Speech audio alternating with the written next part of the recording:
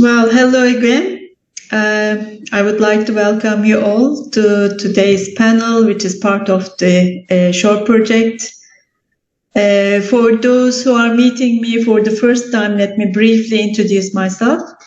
I'm the head of Environmental Engineering Department at Yıldız Technical University. I'm also a researcher in the SHORE project. Well, my background is environmental engineering.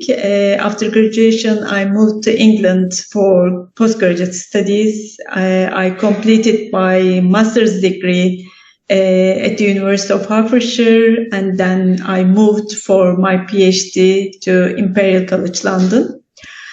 Well, my research interests, one of my research interests is microplastic pollution in seas and oceans. In fact, this year I had the opportunity to go to Antarctica as part of the 7th Turkish Antarctic expedition to study microplastic pollution. As you know, the SHORE project is coordinated by Associate Professor Afşin Çetinkaya. He is with us at the moment. Hello, Afşin. Hi, everyone. The main idea of the project is basically to strengthen the network of blue schools and to develop ocean literacy curriculum by involving students and teachers in the implementation of the Mission Ocean goals. I must admit that the blue schools in Turkey are showing great interest in our project. We believe that this interest will develop over the years so that the idea of Mission Ocean will be spread and adopted in all schools. But after all this short introduction part, I would like to introduce Evy Copejans, who is going to deliver a talk for us today. Evy is the co-founder and executive director of the European Marine Science Educators Association. She also leads a number of different EU projects on blue education. She's an experienced educational advisor and she previously worked as a senior science communication officer at the Flanders Marine Institute, Belgium. I learned that her dissertation, the North Sea Mare Incognitum, was awarded the best dissertation prize. Congratulations for that. So I would like to welcome Evy. Well, today's talk is, the title of the talk is What Do We Learn About the Sea at School? Evy, the stage is yours. Thank you very much for being with us here today. Thank you very much for inviting me. It's a pleasure to join you at this webinar and speak to all of you today. So you asked me to deliver indeed a presentation on the curriculum. So I will start sharing my screen.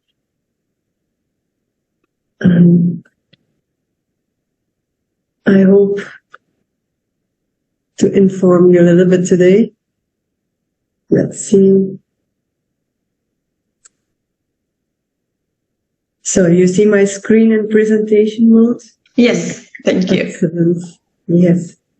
So, my presentation consists of two parts. So first, I will talk more about the ocean in the curricula, and then I will also introduce a little bit the network of European blue schools and what it is to develop a project here.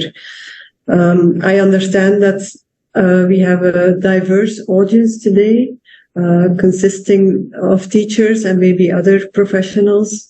So I will try to cater to all of your needs a little bit. I hope you're all aware of education and curricula to start with. So first, maybe, who are we? So we are an organization who is coordinating this network of blue schools, and we are a membership organization consisting mostly of researchers with a heart for education and marine researchers and educators who are very interested in the ocean. So our organization consists of people working for research centers, but also aquaria or visitor centers, and even teachers. So the school curricula, and does the ocean have a place in the school curricula? Let me start with asking you a question. I know you can't answer, but think about it.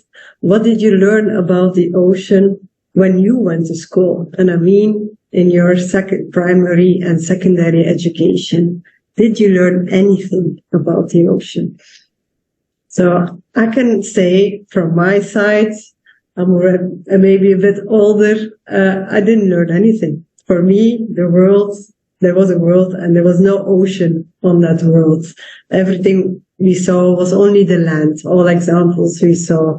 So I kind of left school without having any knowledge about the sea, and of course not recognizing or being aware about what the ocean actually offers us and what we do, what our impact is on the ocean. So that's how I left school. It made me think, because I started to work on the water in Australia for some time, and it made me think, like, what are we actually learning in school? And when I worked at the Marine Institute and did my education also as a teacher, me and a good friend started to look into what is in those school curricula in Belgium then. So that was in 2005. Actually, we started for the biology and for geography. So we saw that, there were a few studies who actually looked at this on a European level. So we have to kind of invent it. And we looked at the secondary education curricula, and we saw, there was a clear absence of topics on the ocean, apart from a bit of the formation of the seabed that we saw in the curricula, a little bit biology, but the topics were quite fragmented, and in the textbooks we only find a few visuals, but without any clear description or link to the entire system of the world. So the ocean was forgotten. So all examples we saw was mostly terrestrial focused or learning context. We started to look a bit further, and so the question that we asked ourselves, and we were not the only one, at the Lawrence Hall of Science in Berkeley in the US, there was also a person who asked himself the question, can we actually be science literate without being ocean literate? If you leave the ocean out of all the sciences, are you then learning enough about the system? On a European scale, there were a couple other studies. I'm giving here an example where they looked at on the Mediterranean level, cross-country, to the primary education system. And here they looked at the curricula, but they also looked at what do students or these children actually know about the ocean. And of course, you kind of can guess that the level of knowledge was pretty moderate with these children. Later on, we conducted with European Schoolnet a more broader study and looked at all the countries you see here and looked at the school curricula. Okay, what is actually in there? And we saw, let's say, similar results as what we saw in Belgium. A few topics here and there in the sciences, but not connected, not giving us the real value of the ocean for our existence and for life on our planet. So we found that, the curricula, they reflect the ocean blindness we have also in society.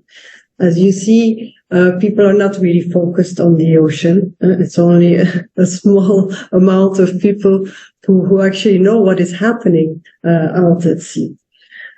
So I guess the conclusion was, more ocean literacy is needed.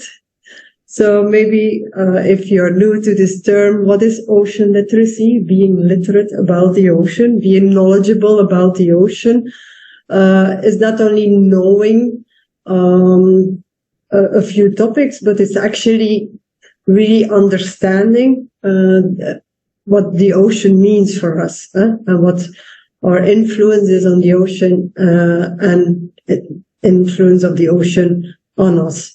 So this term, we haven't invented this term. It came from the US. Years ago, they already worked in the US on bringing the ocean more into the curricula, because there was at a certain time a big group of 100 and more people. They came together, researchers, educators, and saying, okay, it's enough. We need to make a list of what all students have to learn about the sea, what has to be in those curricula. And they organized it in like this diagram here with essential principles. So you see here the principle 1, the Earth has one big ocean with many features. 2, ocean and life in the ocean shapes the features of the Earth, and so on. So under these principles are more concepts of what that means, actually. So it all started there. They said, okay, let's write together what should be in those curricula. Important work that has been done. So as you see here, they have it also per grade. So for that age in kindergarten, you have to see this and this about the ocean until K-12, meaning until 17 years old. Then you have to see this and this and this. So they made a very detailed exercise, and you can find this. They have a handbook where all this is information is bundled together. So if you're looking for ideas on what to teach about the ocean, I really recommend this handbook. Everything is in there with relation to science education. So in our organization, with quite a few people, we translated these ocean literacy brochures into different languages, and we made it, we gave it a twist. We did it especially for the Mediterranean because, okay, the American way was all about the global ocean, and for the Mediterranean, they kind of made it more specific. So students and children can learn about the Mediterranean. So we will soon have them in almost all languages, I think, from the Mediterranean. Well, we are working on it, so it will be published soon. Today, this ocean literacy, it is more than just knowledge. We are starting to see that if you know something, it doesn't mean your behavior changes. So you need more, you need kind of a connection with the ocean, and you need to do something for it. And then you're more ocean literate than just knowing about the ocean. So the definition is certainly changing over time. UNESCO has been working on ocean literacy for quite some time, and they're promoting it in the UN Decade for Ocean Sciences and Sustainable Development. So they have a program for the UN Decade where they will make it a priority to put the ocean in the school curricula. So recently, a letter was sent to all member states to make a big effort and look at the school curricula and give recommendations. So UNESCO will also make a policy brief together and kind of they have already made a policy brief here called the New Blue Curriculum, but they will continue to build on it to make more detailed recommendations for what exactly should be in those school curricula. So, and again, it's not only important for your science education or knowledge, but it's especially also for the economy. Ocean literacy is important to build a maritime workforce and promote more sustainable management of the blue economy, and promote informed decision making, and also accelerate economic development. So ocean literacy is, in that sense, also important. So in Belgium, we have made an attempt to change the curricula. I was announced that I indeed worked for the Flanders Marine Institute. And over the years, I think over 13 years, we have tried many things to make teachers and schools aware about the sea, the North Sea in our case, and put more topics in the classes of the teachers. We worked on different levels. We wrote a textbook in Dutch for teachers.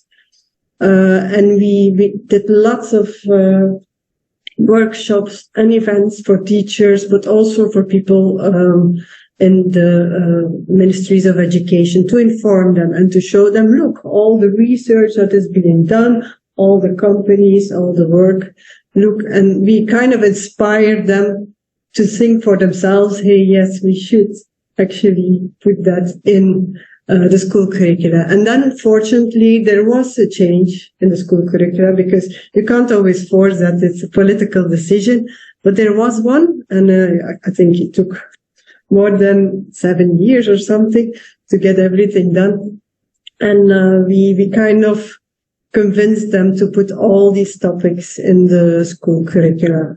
I guess the most important one was a topic called ecosystem services of the ocean, which really kind of, this topic gives you the importance of the ocean for us. And we could put a lot of things in it. So that was, it took us a long time to do it. But I guess in Belgium, students actually learn now about the sea much more than I did in my time. A few other things. We found that in the curriculum, even though the ocean or the sea is not in there, you can always, we call it marinate, certain topics or courses that are in the curriculum to give them an ocean learning context. We found that STEM here in Europe is a really great course for you to put in an ocean topics, because you're quite free to decide what you will, which topic you can put in there. So that's quite important. Okay, excuse me. And then we also see in Europe that education for sustainability is being taught all over Europe, and teachers are also there a bit free to choose the learning context. So for us, of course, you can teach about SDG 14, and I have here many examples that we collected the past year, how teachers actually work on SDG 14. So it's quite easy to bring in the ocean via education for sustainability. And then, of course, 21st century skills. This is mostly over all the courses. Here you see a couple of them which are quite important to link to ocean projects. Okay, that's more. Excuse me. Another study I want to share with you is, even though you can teach about the ocean, even if it's not in the curriculum, there's still quite a lot of barriers for you to do that. It's not easy to teach a topic that is not in the curriculum, we have also found. So there was a big study that was done using the method of collective intelligence. I think it was in 8 or 9 countries in Europe, to see, okay, you're teaching about the ocean, but what is stopping you for teaching more about the ocean? So what are the barriers? So, and then we learned that since it's not taught in teacher training, teachers are not very confident to teach about certain topics that are quite complex sometimes, because the ocean is a multidisciplinary force in itself a little bit. You have to link everything together. So it's teachers need a lot of training to teach about the ocean. And if they don't know the big picture, they don't know the value about the ocean, it's hard for them also to give that to their students. So, and you see, I put here lack of maritime traditions. Some countries really have a strong focus on the ocean, but in some countries, even if you live a little bit off the coast, people are no longer connected with the sea. Like there's a funny story in Mallorca.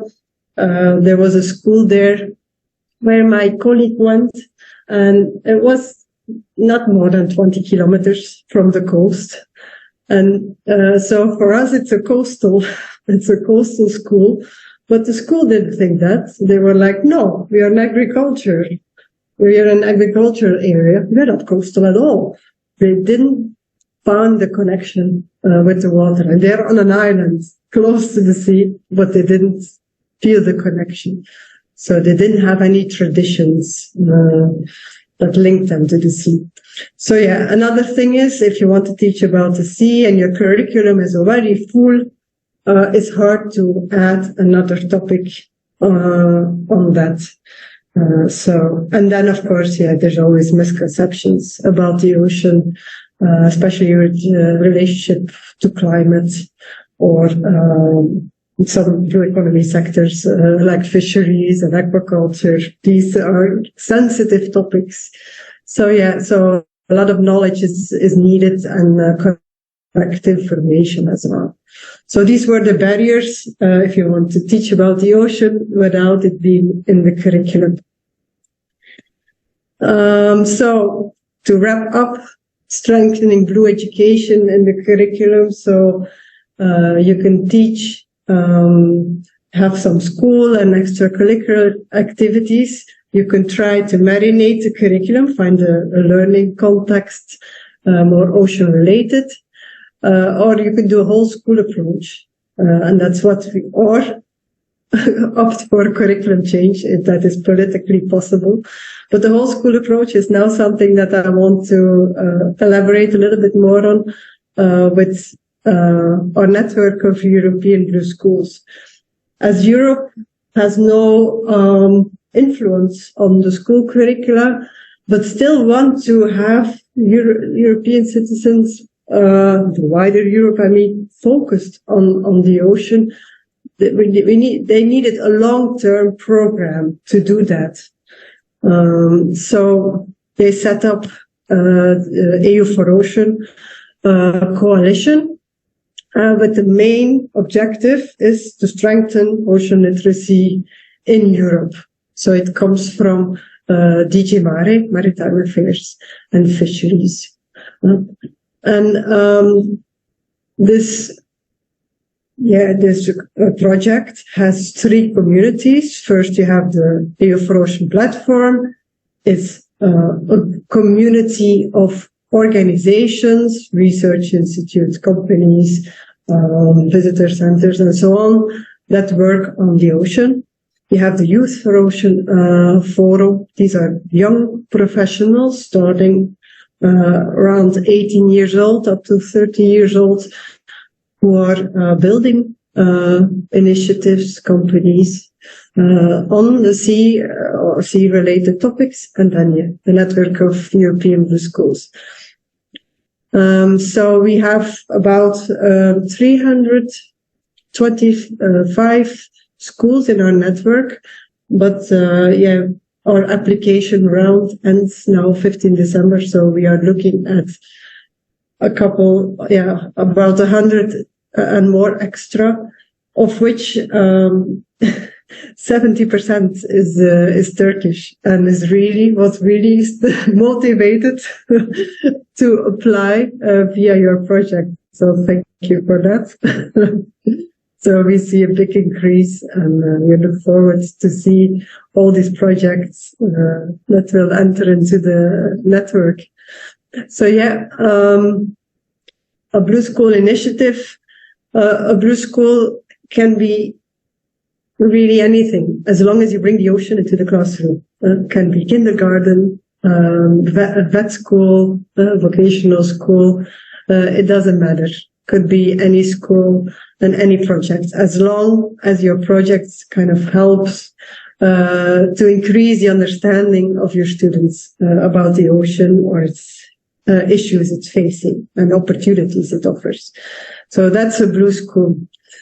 So the main goals of Blue Schools is, of course, we want to bridge the gap a little bit between schools and ocean professionals. It is a two-way street. It is first you get to learn about what happens in real life. It's not just textbook information. You get to learn about careers that are happening. These ocean professionals have quite some interesting activities also for the school, and the other way around. The teachers and the students also provide valuable information to these ocean professionals on how to interact with each other. So the network is really to share experiences and collaborate with each other all over Europe and beyond.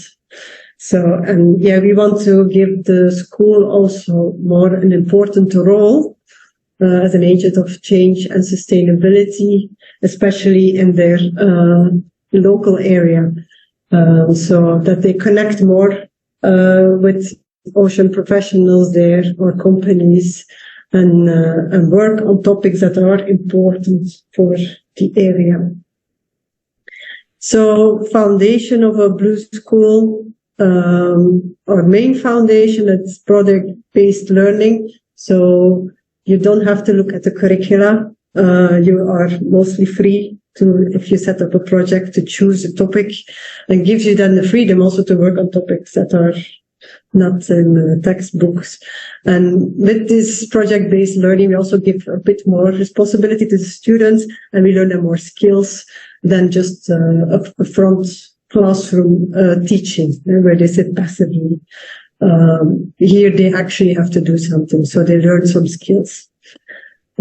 Secondly was the open schooling, of course, and I say we go out and meet with companies or other professional researchers, the university. That's very important, that the school does that it doesn't get closed. And then, of course, agents of change. Here, education for sustainable development is pretty important. What it takes to be a Blue School, it's quite easy. We don't ask a lot. We ask the school to develop a project,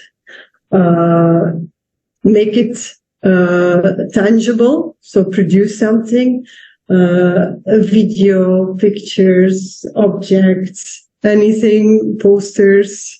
So just do something with it, bring all the students in this project in the classroom. Doesn't have to be all the students in the school. One class is far more enough. So collaborate with somebody from out of school. And then, of course, once you've done your project, talk about it. Start with the Facebook, the parents. Some schools do exhibitions. You can go as small or wide as possible. So that's the basics. It's very, it's easy to accomplish for schools in all countries. I'll try not to go into too much details here.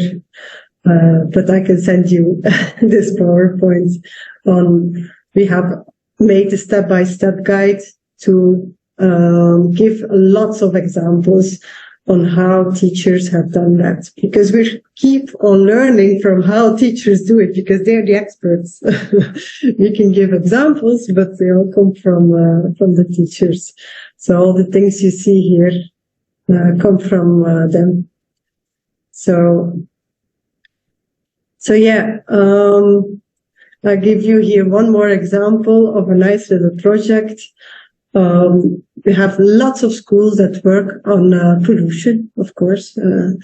Since there's a lot of pollution to be found on the beach, they clean the beaches with the students. And you can keep it with that, but you can do something more with it. Here they did something more. First, you see that you have multiple different ages here that are collecting the plastic. You have students sorting it, and then you have other students who are actually making something with the beach litter. There was an agreement with one of the hotel chains in Mallorca called Garden Hotels, who are giving every customer a little booklet. And the students prepared the booklets for all the customers. So they made kind of a nice little project about that. So you see, you have a collaboration here with the school, the company, the NGO who did the beach cleaning. The government was also included, and then they presented their project to the local media. So that's a nice little Blue School project. There's many more. You see in different countries actually where they paint at the sewer. This text, the sea starts here, to make people aware. Hey, don't put too much trash in here. You have schools that set up a garbage station, some boat building. You have here little boats, but we also have big boats and solar boats that have been built by Blue Schools, making biofuel from algae on the beach. So they collected the algae and then extracted it until they have some sort of fuel. You have even children who cook with algae in school. You have people working together with the fisheries. Here in France, they developed a glue out of the fish waste, and the glue they use it then in school. You have young children learning the native language. So they draw the fish species, and then they talk with the elderly people who still speak the native language in Croatia to learn it. Schools doing water sports, anything goes. So we have quite a lot of suggestions here. A bit too fast, what you can do. So what is important, as I also said, that these classrooms get connected. So we have networking meetings where you find other teachers, and then you can collaborate via e-twinning. A lot of teachers just appreciate intercultural exchange, and mostly the students appreciate it, to get to know other students from another culture and work together a little bit. So as I said, you can still apply until 15th of December, then we close until 15th of January, we open again, and we have a few, we also offer webinars in the network. So we have one with UNESCO on cultural heritage soon, and then we have a MOOC, which will start 15th of January. In this MOOC, you will learn how to develop your own project. So you can still register for free, and after 4 weeks you have your own Blue School project. We will take you through it step by step. So the network, we have individual schools who come with us. We work with partners who have a program that is running, that is excellent for you to do. So you don't have to invent your own project. You can just participate in a program in your country, and then also apply to become a blue school. And then there's some really national blue school programs that are already running in France, in Mallorca, and so on, or in Portugal, that you can just participate in. And then, of course, here you have all the big new projects that are starting now, which will give you funding to develop your own project, which is really exciting. That's what we always wanted. We always said, like, yes, we want the schools to work on the ocean, but can you provide money for the schools? Because they need money for a bus, for equipment. They need money to get the scientists to schools, do activities in the science center. So finally, Europe has provided it. So we're super happy with this. So yeah, if you're from Mallorca, there's a big network in Mallorca. 105 schools out of the 300 schools in Mallorca are a blue school. So it's quite popular there. We also have clusters of blue schools. So here we will set up blue school municipalities. That's a city where all schools are a blue school. So you will see them growing everywhere in Europe soon. Voilà, and I want to end with a quote of a teacher saying, that she really wants to give her students another mindset on how to look at the ocean and empower them to take care of it. Voilà, thank you for listening. If you have any questions, please be free to ask them. Yes, thank you, Evy, for this nice and informative talk. To be honest with you, I didn't learn anything about the ocean when I was in primary or secondary school, I think. And I join you in wishing that today's children learn about and benefit from the seas and oceans more than we did. Thank you very much for your efforts to promote this idea for children. And I can forward any questions or comments, contributions to Evy, if you raise a hand.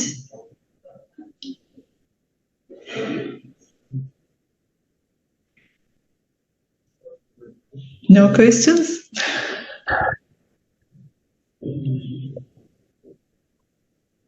Raise hand nasıl yapıyorsun? Gencer Emiroğlu, I think he wants to contribute. Tabii raise hand yapabilsem. Buyurun hocam, siz sorun. Teşekkür ederim.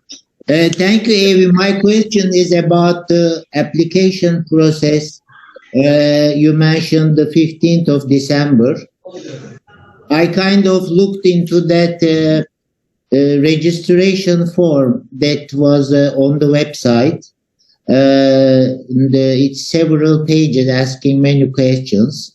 And from what I understood is that it should have been already, in order to apply until 15th of December, the school or teachers or us, whoever is taking action, should have completed something and then present this until the 15th of December.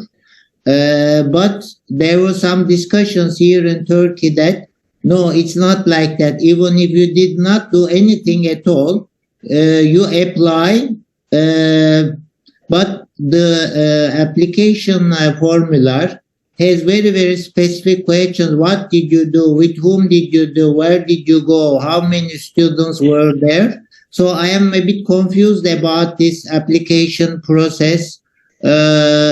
Consider me for someone who did nothing at the moment.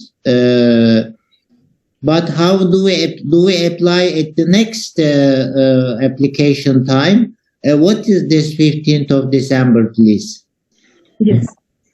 So we do expect once you apply, you have set up your project. You don't have to finish it yet, but you have kind of started with your project. So let's say you you do a year's project, you can apply in the first, between September and December. You can already apply, even if it's not finished yet. It's no problem.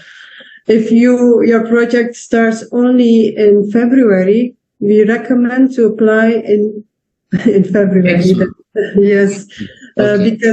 so we only close applications for 1 month, and that's just for us to process everything and report and so on. So that's why we close them. It's also, New Year's time and so on. So, but yeah, so you can apply with your project once you start, then for the next term. And that runs from 15th of January to 15th of May. And then we close again in the summer, and then you can apply again. Schools have applied with a project that has been passed for the last year. That is for us also good. If your project was last year, it's fine. You can still apply. But if it hasn't started yet and it's just an idea, it's better that you wait until you've started. Yeah, at least then you kind of know also what you will do. Because projects change, circumstances change, and then it becomes too complicated to change everything as well. So, yeah. All right, thank you. You're welcome. I think Joanna wants to add something or ask a question. Yes, thank you, Evy, for your interesting presentation. It was really a lot of information, which are actually good to follow up on the short open call. But actually, I just answered to my one question, because I was interested whether you can apply to the network with the project which will be started later. So I understood that you have to have a project before applying to the network. Yeah. Okay, and this is okay. I'm just wondering about the evaluation process, because it seems to be easy. You have like 5 requirements. Yeah. Can you just share more details about whether the school submit the application and then what happened? Do you give any feedback to the proposal? Do they can change the proposal? Do they apply the changes? And the second question actually, is there any chance that the project can be rejected? Okay. Well, first, the evaluation is very simple. Looking at indeed those 5 criteria, it's super easy, and it will only get rejected if one of the 5 criteria is not answered.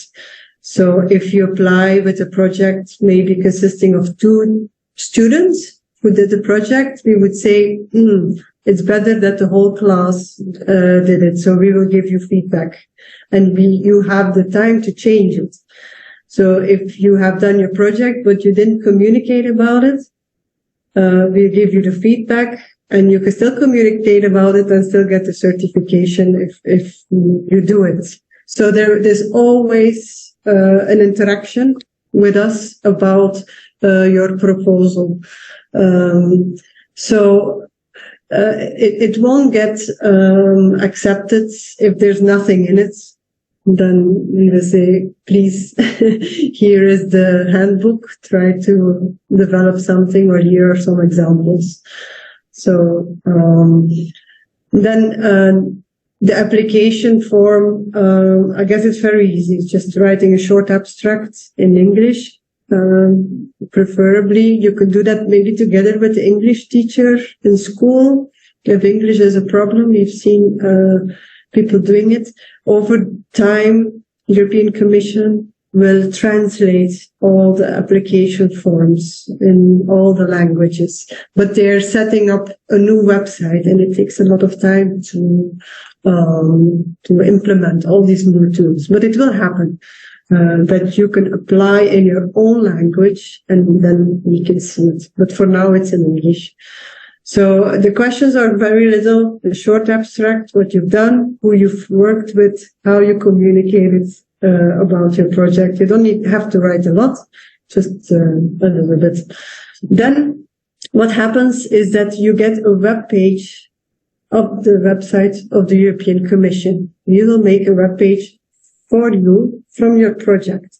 And that is what you can change over time.